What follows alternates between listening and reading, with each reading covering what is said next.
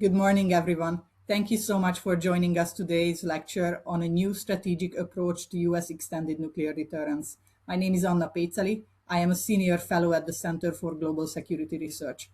Let me start with a few ground rules for those of you who might be joining us for the first time today.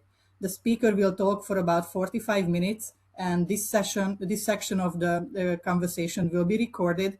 Then we will have an off-the-record Q&A session for the rest of the time to encourage a more frank conversation.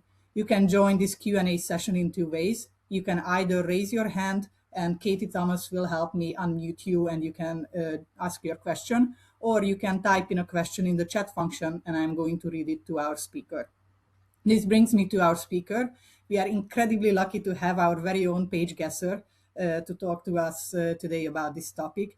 Paige Gesser is a senior fellow at the Center for Global Security Research at Lawrence Livermore National Laboratory, where she focuses on U.S. extended deterrence strategy and policy, strategic stability, non-proliferation, and arms control. She previously served as a senior policy advisor on the Joint Staff, advising on NATO, nuclear arms control, extended deterrence, and nuclear modernization. Before that, she also served in the Office of the Secretary of Defense's Office of Nuclear and Missile Defense Policy, focusing on congressional affairs and nuclear modernization. Paige has written an excellent Livermore paper on the topic of extended deterrence, which is available on the CGSR website. I will copy the link in the chat in a moment. Today's presentation is based on this publication, but of course, there's so much more in the manuscript than what she can share in a 45-minute presentation. So if you want to learn more about the topic, about the evolution of US extended deterrence commitments and the contemporary challenges, please download this publication and read it. It's truly an excellent work, and it can really help you get smart on the topic.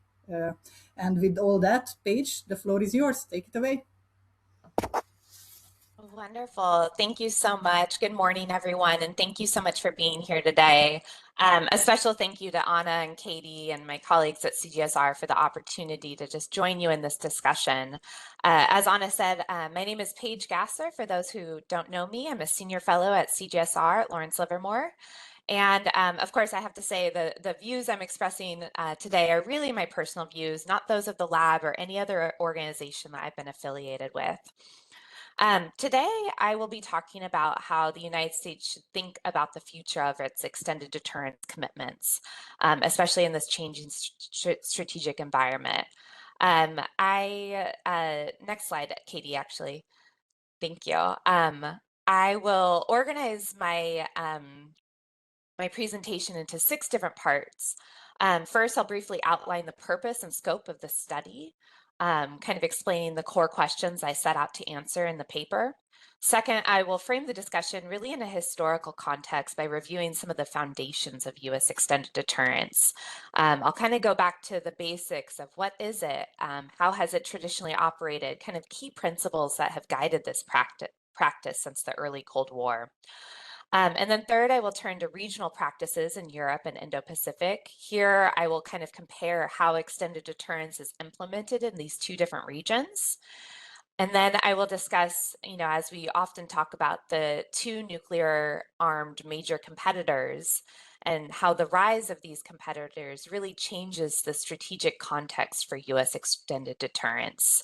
And I'll focus on the implications of this. A lot of the meat of this presentation will be my presentation on the 4 strategic options for how the US could adapt its approach. And we'll have a discussion on the benefits and trade-offs and costs. And then finally, I'll close with practical steps, which will lead to what I hope will be a really robust discussion.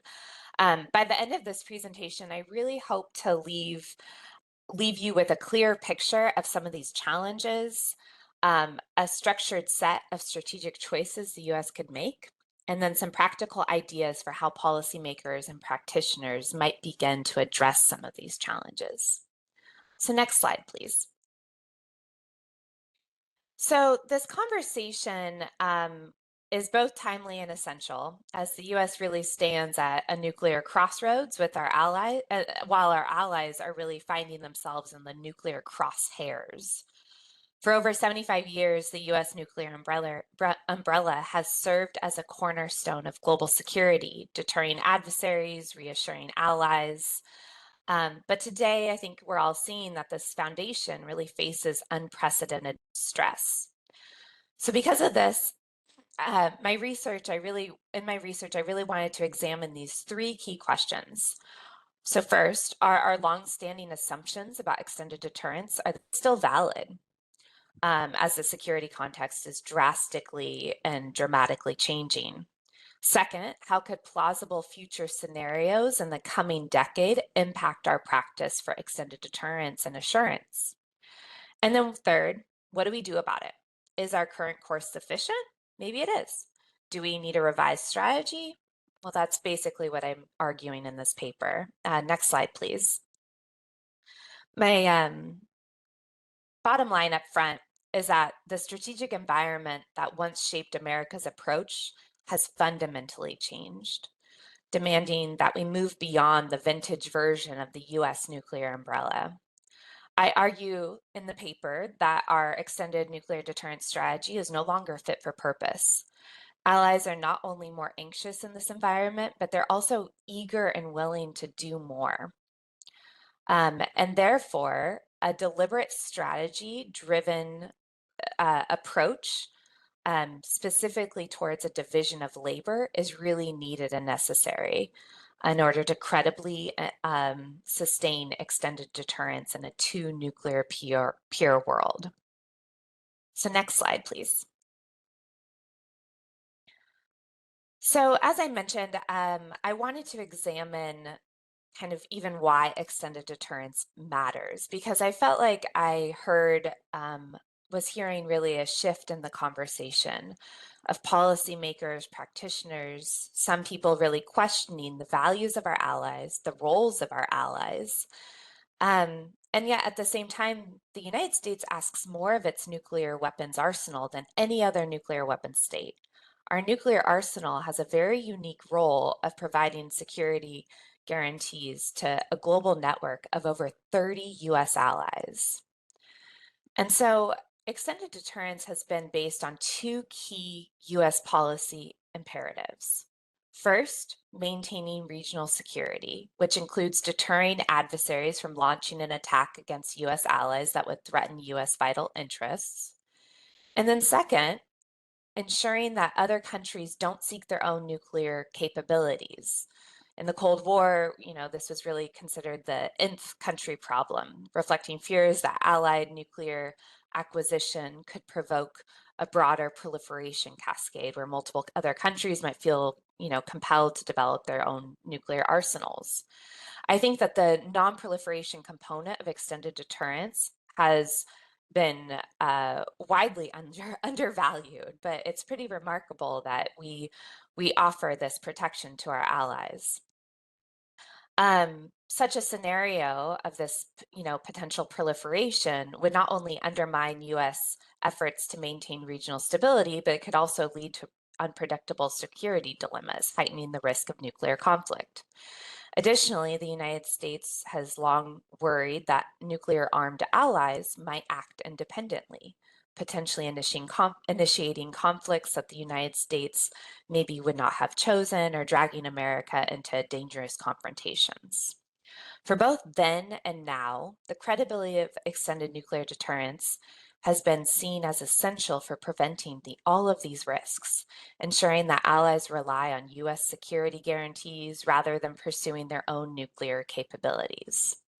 Both of these two imperatives were seen not only in the United States' interest, but also in the interests of our allies and partners, as this practice not only protected US allies from potential aggression, but also reinforced the collective security architecture that has underpinned global stability since the end of World War II.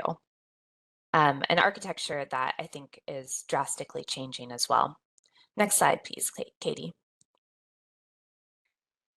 So in this paper, I go through a very thorough lit review. And for those who are interested in that from an academic standpoint, I'd encourage you to read it. But Paul Huth clearly articulates that extended deterrence basically refers to the broader protective measures provided to allies and partners and can be defined as protecting other countries and territories from attack, distinct from preventing a direct attack on one's own national territory. It's really important to note that there's two distinct audiences here, the allied state facing the threat and the adversary posing the threat. Whereas extended nuclear deterrence is a specific subset of extended deterrence that focuses exclusively on the role of US nuclear weapons in deterring adversaries. The primary goal is to deter attacks on allies that threaten US vital interests, while also assuring allies that their security is protected. Extended nuclear deterrence goes beyond simply deterring adversary nuclear use. It ensures broader strategic stability by providing credible nuclear guarantees to allies, reassuring them that the US commitment to their defense is credible and discouraging adversaries from even testing those commitments. When we talk about kind of this topic, we also sometimes hear about assurance, which is often kind of conflated, this concept with extended deterrence. But assurance aims to address and alleviate any of the security concerns of US allies and partners. It involves convincing allies that the US can guarantee their safety from intimidation, coercion, or attack, often through commitments to use military force. It may include visible military exercises, operations to demonstrate resolve. In my literature review, I found that some experts often note that extended nuclear deterrence is the most difficult or challenging aspect of deterrence. That is, it's much harder to establish credibility and deny an attack far from home because you're projecting force thousands of miles away versus what we call central or direct deterrence, looking at the homeland, is maybe potentially not, it has its own unique challenges, potentially not as challenging from an operational standpoint. Some experts have even called extended nuclear deterrence illogical, which sometimes we actually hear this be described as a leaky umbrella. So it's the classic question of, will Washington sacrifice New York for Paris?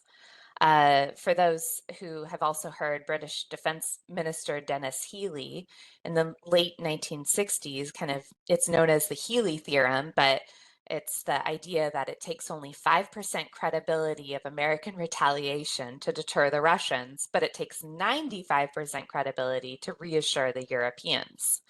So that is what it takes to deter an adversary like Russia or China. It's not the same requirements for assuring European allies or our Japanese or South Korean or Australian allies. From my experience at DoD, I think extended nuclear deterrence is more of an art than a science. Next slide, please. This is a little bit of an eyesore, and this is also just kind of pulled directly from the book, but when I, kind of went through the literature to see how opponents and critics describe the costs and advantages of this decades-long practice, there were many things I felt like were overlooked in kind of the broader debate. For example, in this chart, economic benefits, right? One of the benefits is that it could extended nuclear deterrence has a broader impact on our economic relations with our allies, supports the US military industrial complex, for example. Our allies are buying for the most part, are buying American-made systems. On the other side of the coin, some of the costs is kind of this economic dependency, may add another layer or complication to our relationships with our allies, which I think we're seeing specifically with some of these trade deals that are going on during this administration.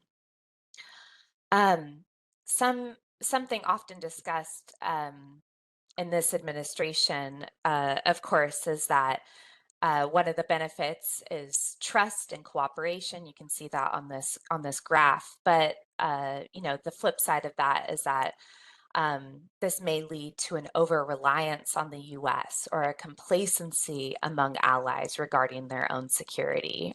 So I think we're kind of hearing a lot of those debates as well. In terms of strategic advantage, think about resource sharing, but also comes a challenge of coordination, making sure we're in lockstep with our allies. That's kind of why we deem this type of work in this field as alliance management. Again, these are dynamic relationships, constantly changing. It's not a static relationship. So it really is something to be managed. There's no doubt that extended nuclear deterrence is risky business on both ends, to extend nuclear deterrence from the US perspective, and also to receive these commitments from the Allies' perspective. I think the key takeaway here is that while there's mutual benefits, there's also mutual risks. It's not extremely black and white. From an allied perspective, the question rises of, can we trust the US to uphold its commitment, even if it puts the US homeland at risk? Some critics suggest that US allies are not valuable assets, but are more so, quote, transmission belts for war. Or that there's a risk that the US could be drawn into a conflict because of an ally. Other critics of this practice suggest that they're free riders. Hence, we're kind of seeing this burden shifting talk and rhetoric right now in the political debate. Some of these arguments have even led to scholars supporting friendly proliferation among allies.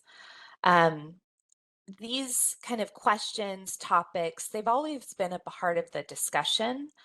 But I think it's important to note that we really are seeing an influx of these sort of debates, which we can discuss more in the Q&A section.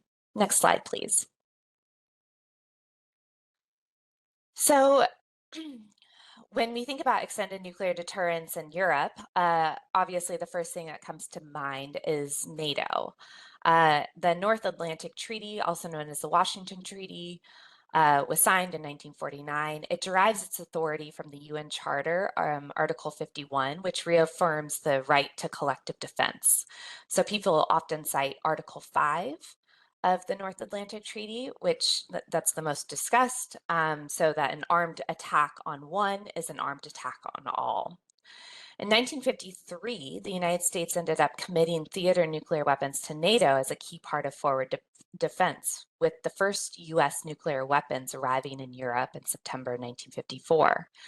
These deployments aligned with the policy priorities outlined in late 1954 by the NATO Military Committee Document 48, or MC 48. For nerds, historical nerds out there, I definitely encourage you to read MC 48. This authorizes the use of nuclear weapons in a conflict with the Soviet Union, including in response to a Soviet conventional attack on Western Europe. And it's really the foundation of the alliance in many ways in terms of the nuclear piece. Of course, this was a full debate. I go through this in the book, but that really continued in the 1950s, where nuclear sharing was finally introduced in 1957. But ultimately, nuclear weapons were seen as the only means to defend Allied territory against the conventional superiority of Moscow's conventional forces. NATO ended up adopting a dual capable aircraft, or DCA concept, which sought to address fears of strategic decoupling and the loss of political control over nuclear weapons. During this time, European allies were really concerned that the US might hesitate to defend Europe if it risked a Soviet attack on American soil. So go back to, think about that previous slide of what are some of the risks and the costs. These were really huge discussions during the Cold War. This fear was heightened by the Soviet Union's growing ICBM capabilities, which really threatened the US homeland. And so in order to ensure credible deterrence and demonstrate a shared commitment, NATO sought a nuclear posture that distributed responsibilities across the alliance. So the DCA concept equipped NATO members, specific NATO allies, with aircraft capable of delivering conventional as well as US nuclear weapons. I really provided a practical solution, and this practice continues on today. Sometimes when we talk about extended nuclear deterrence, we talk about software and hardware. So hardware, think about the capabilities such as DCA. Software which was a lot of the work that I was able to do and had the privilege to be a part of is more of these consultation processes. So the biggest consultation process that we have and mechanism is the Nuclear Planning Group. This was established in 1966, still continues today. It's a senior body on nuclear matters in the Alliance, and it's continually reviewing and adapting the Alliance's nuclear policy. It's chaired by the NATO Secretary General, and then it generally meets at the defense minister level at least once a year, and then sometimes at the ambassador or permanent representative level. So the NAC holds the ultimate authority within NATO, but the NPG addresses, again, some of these specific policy issues. All allies except for France participate, and work is prepared by the NPG staff group, which works closely with NATO high-level, which works closely with the NATO high-level group as well. And the NATO high-level group is senior defense officials that examine the modernization, survivability, and safety of nuclear weapons. This was formed in 1977, and it's chaired by the United States.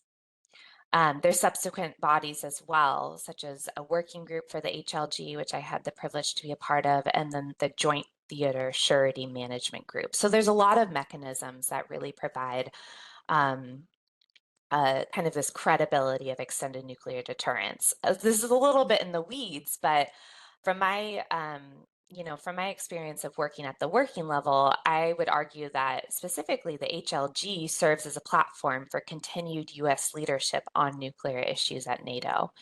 It meets 2 times a year, if not more, and it's really become embedded in the permanent decision-making structure at NATO. And then again, in terms of hardware and capabilities, the strategic nuclear force of the alliance, particularly those of the United States, really serve as what we call the supreme guarantee of the security of the alliance. So France and Britain also have independent strategic nuclear forces that contribute significantly to NATO nuclear deterrence. But again, the United States maintains DCA, that's forward deployed in Europe, along with air-delivered nuclear gravity bombs, which are also being modernized. So the B-6112 life extension program has replaced legacy gravity bombs.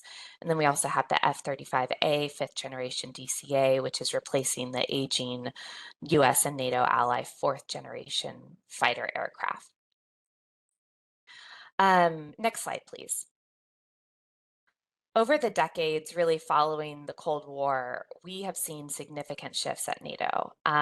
We have seen a focus on the, dissolution of the Soviet Union to cooperative threat reduction, presidential nuclear initiatives, which really limited and kind of decreased the amount of capabilities that were in Europe, arms control agreements, INF violations.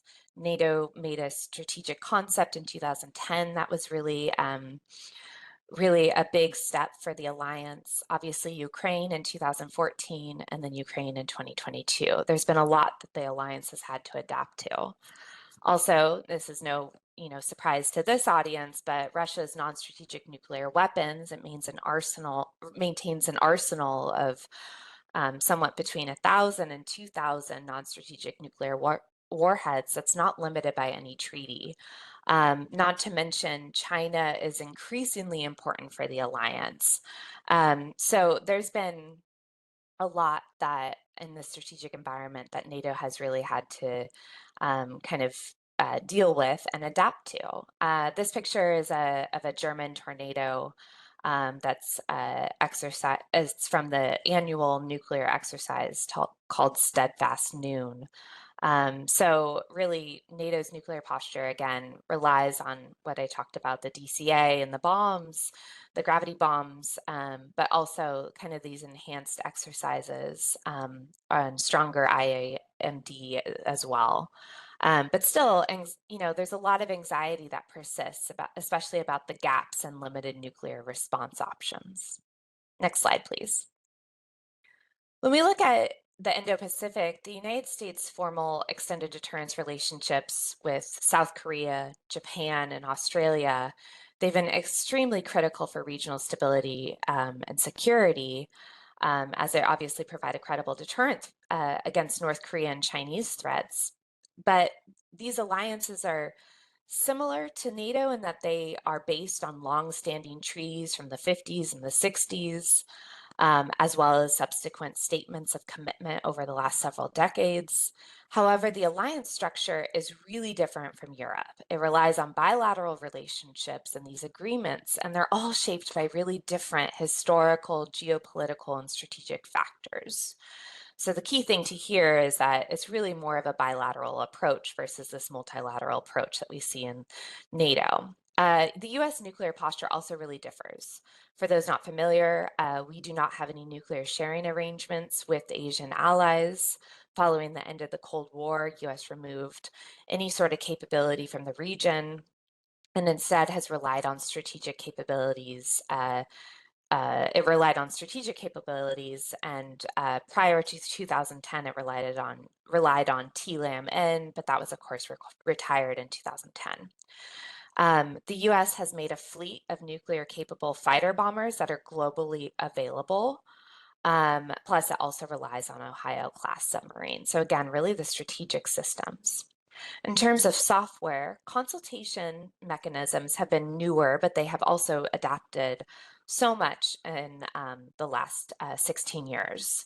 So the US-Japan Extended Deterrence Dialogue, or the EDD, as well as the South Korea Extended Deterrence Policy Committee, EDPC, those were both established in 2010.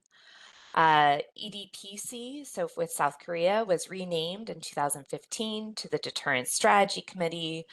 Additionally, there were additional consultative mechanisms that were added in 2016, so the Extended Deterrence Strategy and Consultative Group, EDSCG.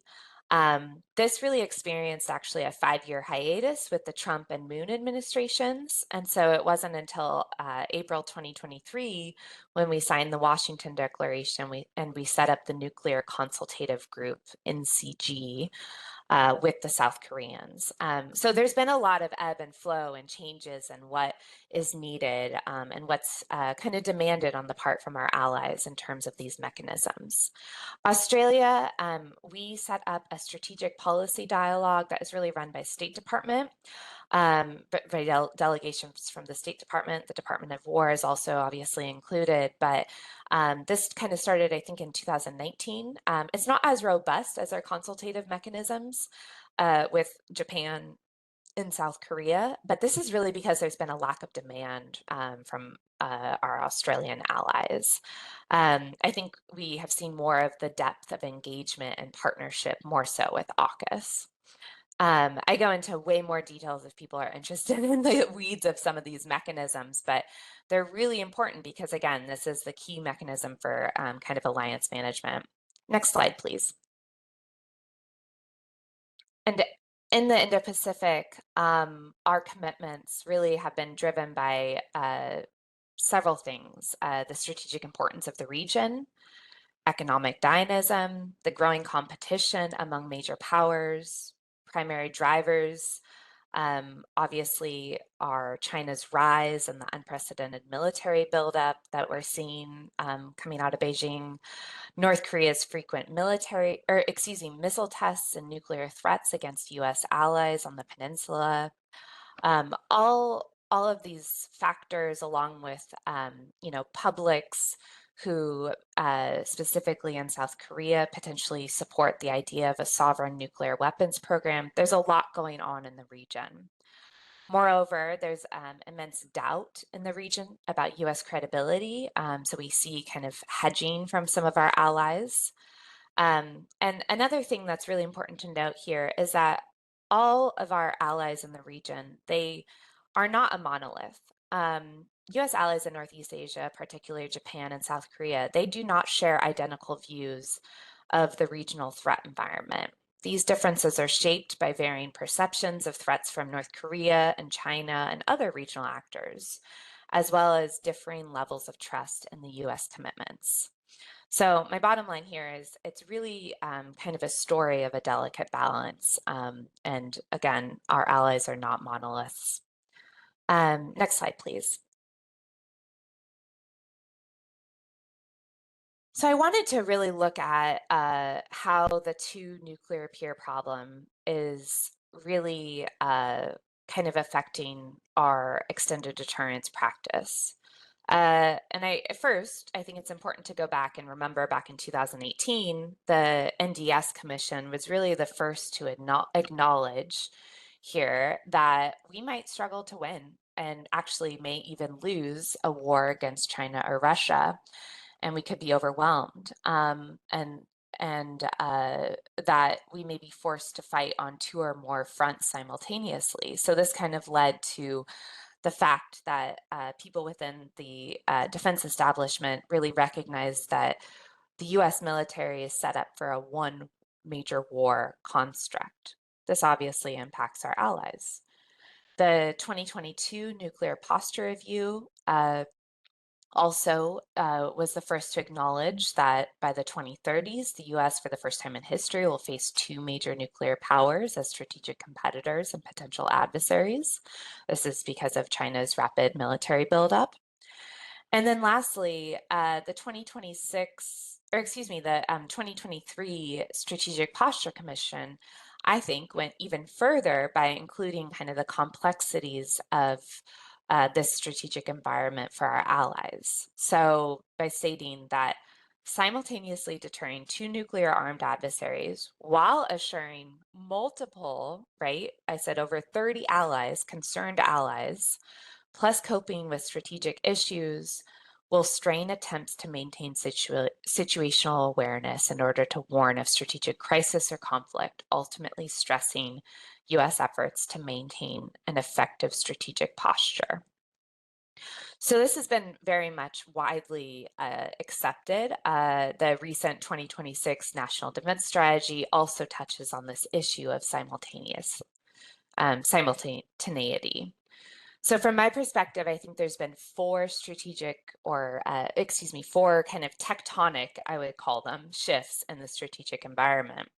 So first, China is rapidly challenging longstanding assumptions by undertaking the largest nuclear buildup in its history, expanding its arsenal at a pace not seen since the US-Soviet arms race of the 1950s or 60s.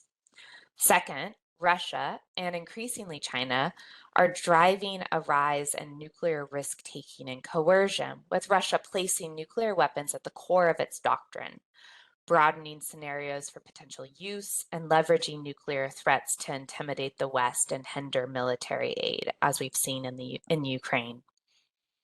Third, North Korea's evolving nuclear challenge is really rooted in its view that nuclear weapons is essential for regime survival and leverage, with Kim Jong-un determined to expand both the size and sophistication of its arsenal, including tactical nuclear weapons. And next slide, please. The fourth tectonic shift, I'd say, is this kind of what some people are deeming as the axis of adversaries. We're obviously seeing a deepening partnership among China, Russia, North Korea, and Iran, which really shows that adversaries and competitors are increasingly thinking in terms of cross-regional and interconnected terms, requiring the US to rethink, I think, some of our strategies. What I mean by that, I think several years ago, we wouldn't have necessarily expected to see North Korean soldiers fighting alongside Russian soldiers in Ukraine, or some of these,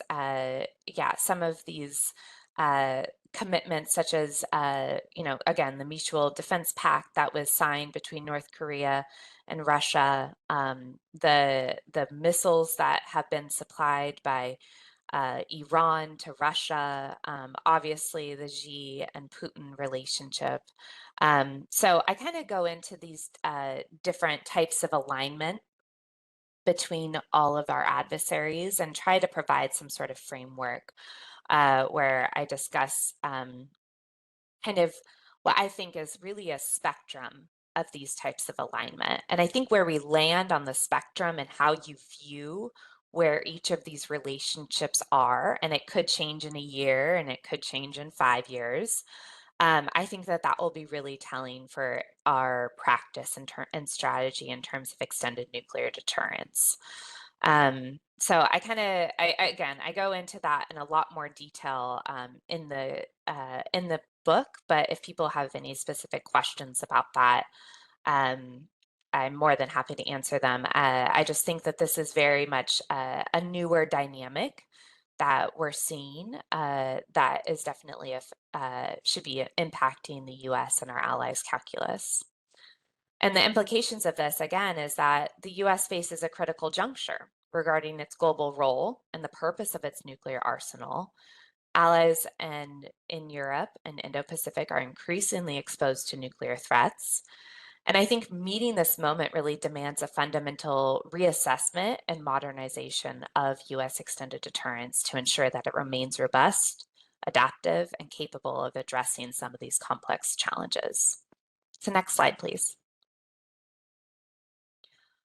So with this, I identified four strategic options or futures in the coming decade. I really looked in the next 10 years. So this is not necessarily near term. If you'd like to discuss near term, I have some thoughts and insights on that. But the United States really faces a series of strategic choices, each with its own risks and benefits and far-reaching implications. I'll go over each of these individually, but first, I think the United States has the option to scale back some of its extended deterrence commitments. Second, we could live in a world where we decide to expand U.S. nuclear guarantees to more states. I'll discuss this specifically in the context of the Middle East, as well as the Philippines. Third, we could also choose maintaining the status quo, steady as she goes. With maybe gradual or tailored adaptations. And then fourth, build a new division of labor with allies where we have rebalanced roles, maybe more integrated capabilities, increased shared risks. We'll discuss each of these. Next slide, please. So the first option, potentially reducing US commitments or scaling back. I think if the U.S. Reduces its nuclear extended deterrence commitments, it would probably encourage allies to rely more on their own conventional forces for self-defense. This might ease the burden on American resources, but it also risks weakening alliances, potentially emboldening adversaries, and prompting allies to consider their own nuclear arsenals. U.S. credibility would also be called into question if we decide to kind of scale back on our commitments. And I think many people also argue that the global security architecture that we've all been privileged to live under since the end of World War II could potentially unravel. I think there'd be, again, potentially in this world, we could see reduced U.S. nuclear forces in Europe. Potentially relying more on conventional capabilities, and again, an increased ally interest in indigenous nuclear programs. And again, I think that there could be also a heightened instability as there may be some security vacuums that Russia and China or even North Korea may seek to exploit. So there's a lot of potential risks and costs here. Next slide here. Thanks, Katie. Option two, expanding our guarantees. The U.S., let's say the U.S. broadens its nuclear guarantees to new allies in the region. For example, in the paper I examine, what if we extended nuclear deterrence to Saudi Arabia? What's that impact going to look like on Iran or the broader Middle East region? Or the Philippines. We have really, really close relationship with the Philippines because of the Indo-Pacific.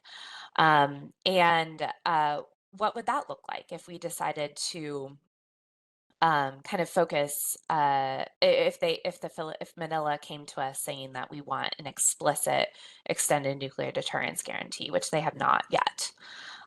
This means that there'd be more promises America makes and maybe harder for the US to keep, especially in a crisis. Adversaries may respond with arms buildup or provocations.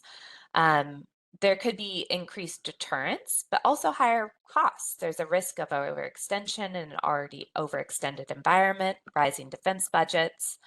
And I think there's really a mixed impact on nonproliferation. Allies and partners could still decide to eventually proliferate. Next slide, please. For the last 3 administrations, we've chosen this path, the study as she goes. This approach has really prevailed.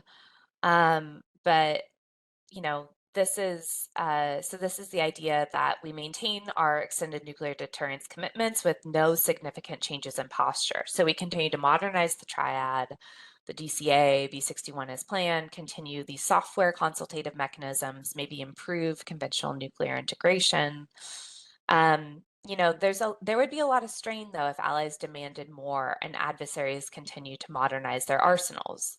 There's risk that extended deterrence posture doesn't address the security environment, and there also could be possible simultaneous challenges. Now, this could be politically acceptable because it's more predictable for our allies. This is kind of again, study as she goes, what's been going on for the last several administration. But there's also a major risk that it doesn't go far enough for assurance and deterrence purposes. And in the paper, I really assessed that in a multipolar two-peer world, this option is no longer tenable. So next slide, please. Instead, I think the preferred path is to establish and redefine a new division of labor, encouraging allies to take on greater roles in their own defense while maintaining nuclear guarantees. This means increased allied defense spending, which we're seeing, joint military exercises, potentially the development of regional deterrence strategies. There's a lot of benefits to something like this. And I think I envision it more of, again, US retaining leadership as a strategic backstop, but is no longer necessarily we're more so partners, equal partners with our allies, and versus the US being kind of the first responder in all types of contingencies. Next slide, please. So the following steps are, I think, essential for adapting extended deterrence to today's reality. First, we need to adopt a comprehensive view of the threat. Allies must develop a shared understanding of the interconnected challenges posed by Russia and China, who are increasingly blurring the lines between conventional and nuclear conflict. This requires coordinated intelligence sharing, joint threat assessments, regular strategic dialogues, but also, as I mentioned, a willingness to assume greater responsibilities. Also, I think institutionalizing alliance planning for two-theater opportunistic aggression scenarios is incredibly important.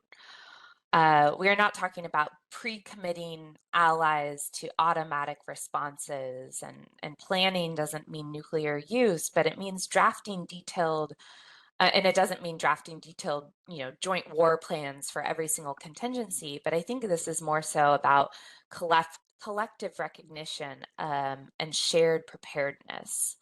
Our alliances need to be jointly ready for what the world looks like before we are living in it. That means building habits of planning and consultation around several key questions. First of all, what are the shared assumptions about second theater risks? What's kind of this baseline division of labor actually look like? Pre-agreed, what are our pre-agreed consultative mechanisms if there's some sort of crisis or conflict? All of this can be done during peacetime. I think we also need a shared understanding of potential red lines in each theater and how each ally perceives this. And I think with all of that, the biggest piece is actually co-developing a theory of victory and really examining intra-war escalation dynamics and having frank conversations around this, specifically even looking at lessons learned from the Ukraine war in terms of escalation management and nuclear signaling. Next slide, please. In terms of capabilities and roles, I think part of this is ensuring that we rebalance our collective capabilities. We need to identify key multi-domain gaps and let our allies fill them, not just through increased spending though, but by providing real operational means. So this means determining which specific forces, capabilities, and deployment timelines are actually required. We need forthright discussions with allies about how they can contribute more effectively within their own contexts. Maybe this is through additional nuclear systems in Europe that maybe the UK and France can provide, or bolstering regional deterrence with advanced conventional forces in the Indo-Pacific, or even exploring other forward deployed options. I think these discussions should include enhancing our ability to counter and deter limited nuclear use by adversaries in regional conflicts, and how allies can specifically contribute to addressing this challenge. Next slide, please. I think interoperability is non-negotiable. Joint training, co-production, and robust defense industrial base really would ensure seamless allied operations. The 2024 National Defense Strategy Commission emphasized that U.S. force structure planning must account for allied contribution with clear roles and missions defined in advance. And again, I think U.S. exercises and again, peacetime planning with allies would serve as a powerful tool, especially again, to signal during intra-war deterrence and dissuading adversaries from escalating once a conflict begins. And some of this is, I think, I mentioned using TTXs and war games. Again, not planning for every specific contingency, but at least kind of expanding our thinking as an alliance. Next slide, please. One piece that is often overlooked is strategic communications. In NATO, we call it STRATCOM, not to be mixed up with US Strategic Command. But a robust communication strategy is necessary to ensure that statements with allies are clear and consistent, avoiding any sort of contradictions that could undermine regional deterrence efforts. It's also important to note that in terms of communications, what's being communicated in one theater is going to have an impact in another theater, as adversaries and even allies are intently watching. I think that we could actually probably work on making our strategic communications more global, considering the interdependency among all theaters. Lessons learned from the war in Ukraine would be a really key thing to probably look into. We also, over the last several years, did port visits, for example, to South Korea. We had trilateral military exercises, Freedom Sword, between Japan, South Korea, and the United States. I think all of these recent events in the last several years could really inform how intra-war signaling might differ in various theaters. So I think that's another important piece that policymakers and practitioners could look at. Next slide, please. So revisiting these three key questions that I outlined in the beginning of this presentation, are the long-standing assumptions still valid? No. They are not fully valid in the current security environment. My paper really argues that the strategic context has fundamentally changed. The US now faces two nuclear-armed peer competitors. There's rapid technological advances, more complex alliance dynamics. Think about alliance public, the role of domestic politics as well. I think many of the assumptions that guided US extended nuclear deterrence during the Cold War, and also in the post-Cold War era, such as, think of US nuclear superiority or static alliance roles, a relatively stable threat environment, that's just no longer applicable. The context has drastically changed. And so for number two, the second question, how are future scenarios potentially going to impact extended deterrence? I go through in the book several various scenarios, but future scenarios such as simultaneous or sequential conflict or crisis involving Russia and China, growing adversary cooperation as we discussed this axis of adversaries, shifting alliance expectations. This all could seriously challenge and potentially overwhelm U.S. extended deterrence practices. I think there's several other plausible scenarios for our community to consider, but I'll kind of leave it at that, and we can discuss more during Q&A if people are interested. And then third, the current course is insufficient. The United States must adopt and revise a strategy-driven approach to extended nuclear deterrence. Business as usual is no longer an option. While incremental adaptations have been made, the study as she goes approach is just no longer adequate for this environment. Instead, we need a well-designed division of labor with allies, which would be central to a credible future posture. And we obviously discuss some of those practical steps, and there's more details in the paper as well. Next slide, please. I'll just put this up here really quickly, but the alternative, this is a failure to adapt. One thing when I was looking at the history of all of our alliance commitments, we've constantly adapted, we've constantly changed. The reason why I brought up all of those different consultative mechanisms, for example, with South Korea, and how this changed to this in 2016 or 2013 and 2023, it's because we have adapted. So I think there's a lot of hope there in that story. The other side of it is we've never got it perfectly right. But you know, ultimately we are stronger together. But the risk of not adapting, of failing to recognize this environment, is potential deterrence failure, alliance fractures, and even nuclear proliferation. Last slide, please. So in conclusion, I believe extended nuclear deterrence remains essential to the United States and allied security, but the status quo is no longer adequate. A division of labor within alliances is not a simple policy preference, but I think it's really more of a structural requirement under two peer pressures.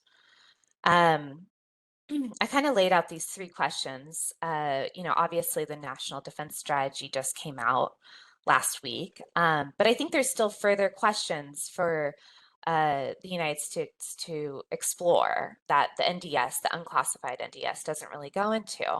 I think our alliances would benefit from having these frank and open discussions of what roles should specific allies play in nuclear-related missions.